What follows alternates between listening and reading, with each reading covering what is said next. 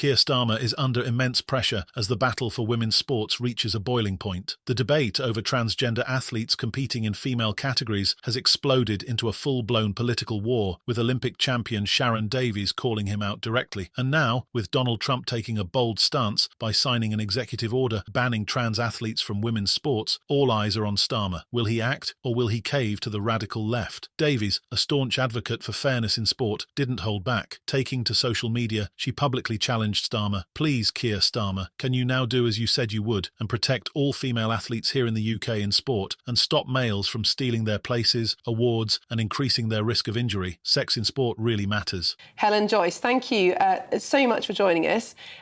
Joanne, do you think there's any justification for children being taught that there are more than two sexes at school?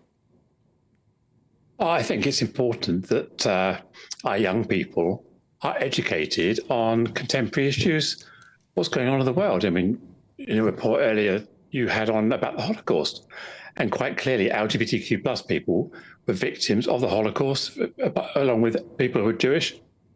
So when people are hearing this in the news about these various different gender identities, it's important that they get to understand the way of the world, because just because the current Conservative government or the Republican government across the water want to erase transgender people, the reality is we are here. This isn't about erasing transgender people. It's about telling the truth to children. And there are only two sexes, and people are not born in the wrong body. So why would you tell that to a child in a school? You're presuming that that's the message that they're giving. I mean, I've seen many of these materials. It absolutely is the message that they're giving.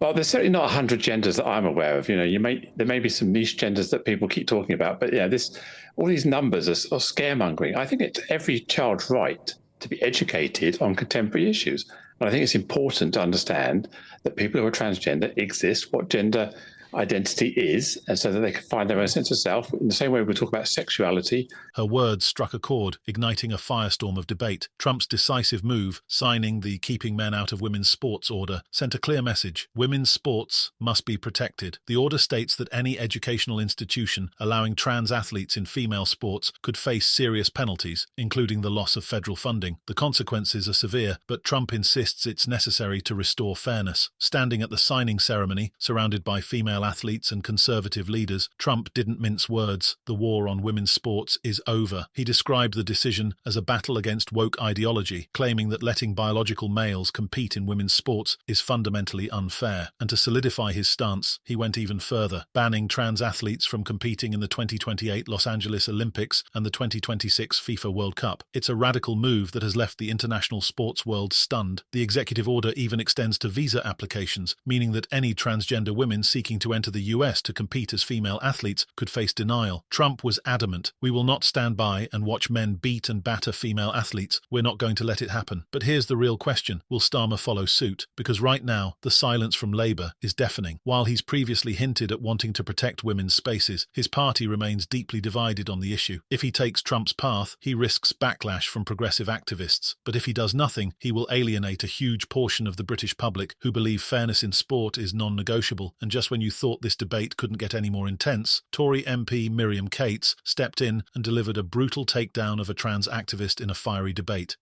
Whispering and making their own stories up. So it's important that the education we're providing around gender identity, even non-trans people, about understanding your sense of self, I think is really important. I think schools today are doing a far better job than they did when I was younger in the 60s. So I'm not an education profession specialist in this area. I would advocate that education needs to represent the real world, and trans people are in the real world.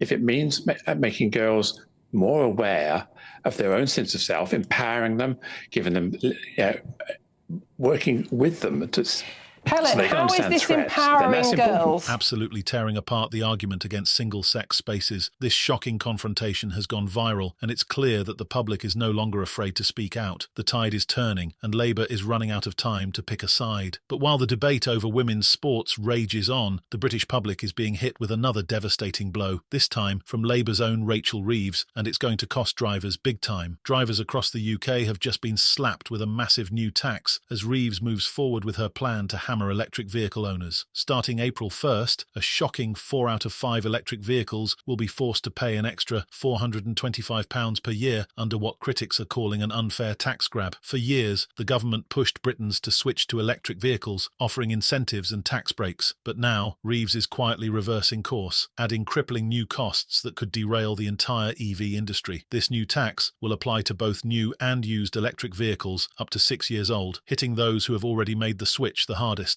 It's part of a so-called levelling the playing field effort between petrol, diesel and electric vehicles, but industry experts are furious, warning that these sudden cost increases will make EVs unaffordable and discourage people from making the transition. And let's be clear, this isn't a small tax increase. The cost of owning an electric vehicle is already high, and this new surcharge is expected to push people away from EVs altogether. Industry leaders are demanding the luxury car tax threshold be raised to £60,000 to reflect real-world EV prices, but so far, Reeves has ignored the warnings. Fleet operators who rely on electric vehicles are sounding the alarm that this move could make EV ownership completely unviable. One industry insider put it bluntly, keeping the threshold at £40,000 is harming the market at a time when we need to be drawing people in. Even the Treasury acknowledges this is a problem, but so far, Reeves hasn't budged. With the tax set to take effect in just weeks, Britons are furious at what they see as yet another betrayal from Labour. But while the public turns against Starmer and Reeves, something even bigger is happening in British politics. Reform UK is shocking the establishment, surging in the polls and overtaking both Labour and the Conservatives for the first time in history. The latest YouGov poll puts Reform at 25%, cementing them as a real political force. Nigel Farage's party has captured the public's attention, offering what many see as a common-sense alternative to the failed leadership of both major parties. But GB News host Bev Turner has pointed out one major problem that Farage must address. If Nigel Farage is watching, he needs to get some women involved in that party. I know he will agree with me. Reform UK has been dominating the conversation, but its leadership is heavily male-dominated, with all 5 of its MPs being men and its top brass controlled by figures like Farage and Zia Yusuf. Some critics argue the party needs to make room for women in leadership roles. But despite this issue, the public is flocking to Reform. The latest poll results confirm that Britons are fed up with both Labour and the Tories, and they're looking for real change. Nigel Farage knows the momentum is on his side. After the poll was released, he posted a simple but powerful message. Britain wants reform. Reform's fundraising numbers are skyrocketing, with elite donors pouring money into the movement. A recent event at Oswald's Private Members Club in Mayfair saw top table seats going for £25,000 each, as former Tory donors jumped ship to back Reform instead. The Conservative Party is terrified, as its once loyal voter base abandons them for Farage's movement. Former Tory Deputy Chairman Jonathan Gullis has warned that if the party doesn't act fast, Reform will crush them in upcoming elections. With the country turning away from Labour and the Tories, this is the moment of reckoning. Keir Starmer is facing mounting pressure to take a stand on trans athletes in women's sports. Rachel Reeves is losing public support over her crippling tax hike on drivers. And Nigel Farage's Reform UK is rising like never before, positioning itself as the true alternative. The political landscape in Britain is shifting fast, and one thing is clear: this isn't just politics anymore. This is a full-blown revolution.